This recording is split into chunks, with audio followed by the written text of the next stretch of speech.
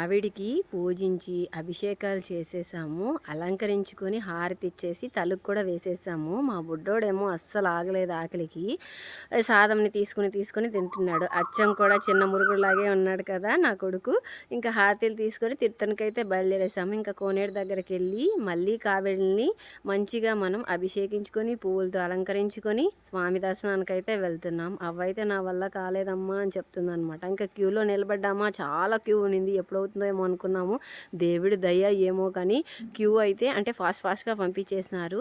ఇంకా దేవుడి దర్శనం అయిపోయి బయటకైతే వచ్చేసాము. మా బుడ్డోడు అస్సలు ఆగలేదు. ఇక్కడ నిలబడుకో ఒక ఫోటో తీస్తాను అని చెప్పి మా ఆయన అయితే అక్కడ వీడియో తీశారనమాట. ఇంకా వస్తూ రైస్ అయితే తీసుకొచ్చాను మాకు, మళ్ళీ అక్కడ ఉన్న వాళ్ళకి పెడదామని చెప్పి. ఇంకా మేమందరం కూడా పెట్టి వాళ్ళందరికీ పెట్టి అందరూ కూడా తింటున్నారు. తినేసి ఇంటికైతే బయలుదేరి వచ్చాము. రాగానే అంటే మేము రావడానికి 7:30 అలా అయిపోయింది. చాలా లాంగ్ కదా. ఇంతేనండి వీడియో.